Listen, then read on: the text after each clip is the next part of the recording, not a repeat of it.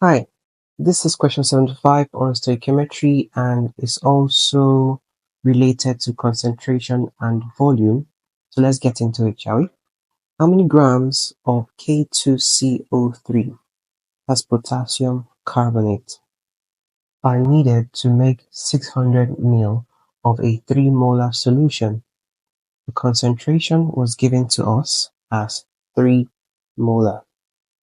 The volume of the solution was given to us as 600 ml, okay, which you can actually write as 600 divided by 1000 in liters, okay, that's 0.6 liters.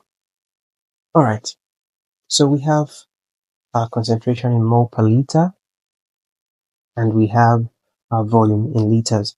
So that means we can get the number of moles, right? 3 multiplied by 0.6, and what is that? Is that 1.8 moles?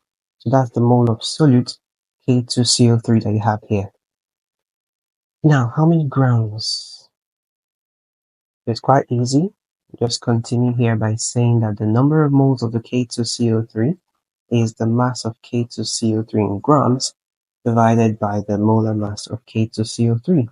So this just means that the mass of K2CO3 is number of moles multiplied by molar mass.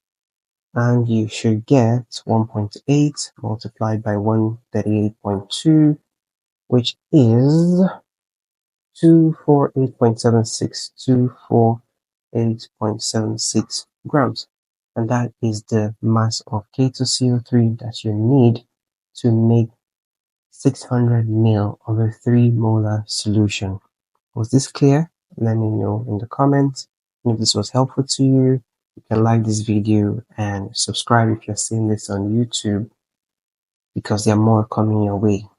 Alright, I'll see you on 76. Take care.